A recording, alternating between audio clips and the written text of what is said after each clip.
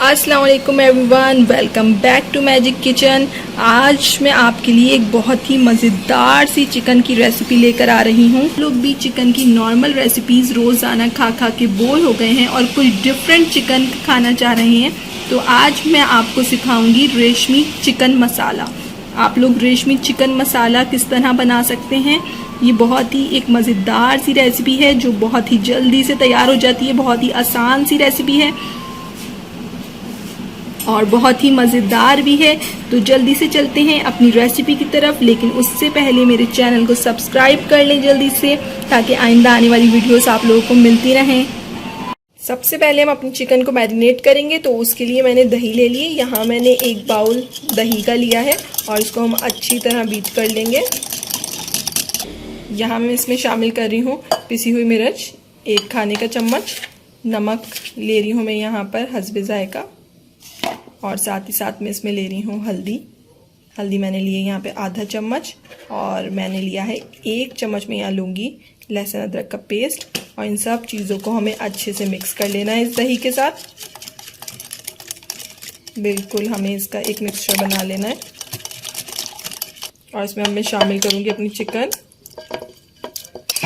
मैंने ली है यहाँ पे ½ kg, और इसको अच्छी तरह इसमें हमें मिक्स कर देना है। चिकन पे अच्छी तरह मसाला लगा के अब हम इसको मैरिनेशन के लिए रखेंगे। यहाँ पे हम अपनी चिकन को मैरिनेट करेंगे तकरीबन 2 घंटे के लिए। इसको मैरिनेट करना बहुत ज़रूरी होता है। जितनी देर आप इसको मैरिनेट करेंगे उतनी ही अच्छी हमारी चिकन बनेगी। इससे हमारी चिकन बहुत सॉफ्ट हो जाती है और इसका टेस्ट भी बहुत अच्छा आ जाता है चिकन में। अब हम इसकी ग्रेवी के लिए सबसे पहले एक पैन में ऑयल गरम कर लेंगे और इसमें शामिल करेंगे हम प्याज को हमने बिल्कुल बारीक बारीक काट लिया है। यहाँ मैंने 2 से 3 अदद प्याज ली हैं दरमियानी साइज़ की।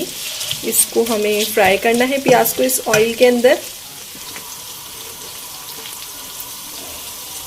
प्याज का हमारा हल्का सा कलर चेंज होगा तो हम इसके अंदर शामिल करेंगे टमाटर। यहाँ देखिए इसका हल्का सा कलर चेंज हो रहा है, तो अब हम इसके अंदर शामिल कर देंगे अपनी हरी मिर्चें भी। इधर मैंने 3 अदद हरी मिर्चें ले ली हैं और इसे छोटा छोटा काट लिया है। हरी मिर्चों को हमें प्याज के साथ फ्राई करना है।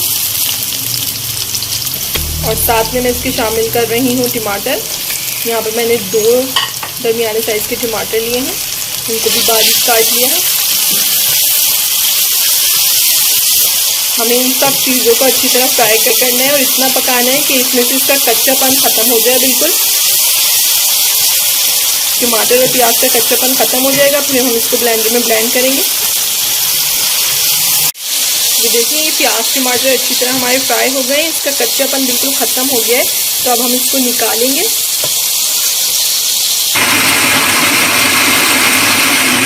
इसे हमें कर लेना है। इसे हमें अच्छी तरह ब्लेंड कर लेना है। इस बचे हुए ऑयल में डालेंगे इलायची। हमने इधर 3 बड़ी इलायची ली हैं और 4 अदद मैंने यहाँ पे ली हैं छोटी सब्ज़ इलायची। इसको हमें इसी ऑयल में हल्का सा फ्राई करना है। इससे इसकी खुशबू बहुत अच्छी हो जाती है। और यहाँ इसमें मैंने शामिल किया है सारा मिक्सचर। इसको हमें अच्छी तरह पकाना है कि इसका पानी बिल्कुल खुश्क हो जाए और ऑयल अलग हो जाए।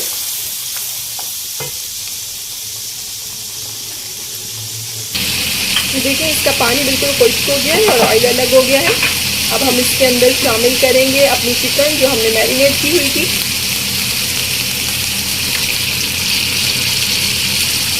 हम इसका थोड़ा सा पानी डाल के अब इसका मसाला बिल्कुल अच्छी तरह निकाल लें, मैरिनेट जो चिकन थी उसका मसाला। और इसके अलावा इसके अंदर हमें कोई एक्स्ट्रा पानी ऐड नहीं करना है, सिर्फ इसी पानी में इसको पकाना है, क्योंकि ये रेशमी चिकन है। अच्छा यहाँ पे मैं इसमें थोड़ा सा नमक भी ऐड कर रही हूँ।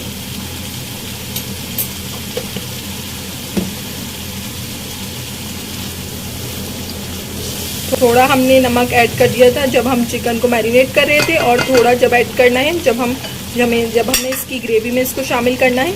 अच्छा इसी चिकन के पानी में जो मैरिनेट कर चिकन का पानी था, इसी में हम इसको थोड़ी देर पकाएंगे स्टीम के अंदर, تاکہ ہماری چکن گل جائے بالکل. یہاں ہم اپنی چکن کو چیک کریں گے.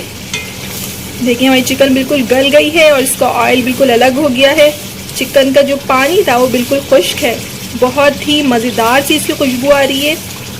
اس کا ٹیسٹ ہم دوبالا کرنے کے لیے اس کے اندر ایک خاص انگریڈینٹ ڈالیں گے. وہ ہم دودھ میں سب مکس کریں گے. تو میں آپ کو بتاتی ہوں وہ انگریڈینٹ کس طرح بنے گا. اب ہمیں جو اس کا اسپیشل انگریڈینٹ تیار کرنا ہے اس کے لیے میں نے یہاں پہ 4 سے 5 چمچ دودھ لیا ہے اور اس کے اندر میں شامل کر رہی ہوں پسا ہوا دھنیا پاؤڈر. میں نے ادھر لیا ہے 1.5 کھانے کا چمچ. اور میں 1 چمچ لے رہی ہوں یہاں پہ پسا ہوا کھوپرا. اور ساتھ ہی ساتھ میں اس میں شامل کر رہی ہوں 1 چھوٹا میں نے ادھر چمچ لیا ہے گرم مسالے کا. اور انہیں ہمیں ان سب چیزوں کو ہمیں اچھی طرح مکس کر لینا ہے تاکہ اس کا ایک مکسچر آپ کا تیار ہو جائے. کیونکہ یہ ریشمی چکن ہے ہم ہر چیز اس میں دودھ میں اس کو ملا کے اس میں ڈالیں گے تو اس کا مزہ بہت ہی لذیذ آئے گا اس سے. تو اب ہم اس کے اندر وہ شامل کریں گے اپنا مکسچر دودھ کا جو ہم نے اس میں تیار کیا تھا. یہ مکسچر اس کے مزے کو اور خوشبو کو دوبالا کر دیتا ہے. اس کا ٹیسٹ بہت بڑھ جاتا ہے اس سے. اب ہم اس کو اچھی طرح سے مکس کر کے اس کو تھوڑی سی دیر اس کے اوپر دم لگائیں گے تاکہ اس کی خوشبو اس کے اندر آ جائے. جی تو ہماری بہت ہی لذیذ سی مزیدار سی ریشمی مسالہ چکن بالکل تیار ہے. ہم اس کے اندر ثابت ہری مرچیں شامل کر سکتے ہیں اس کی خوشبو کو اور بڑھانے کے لیے.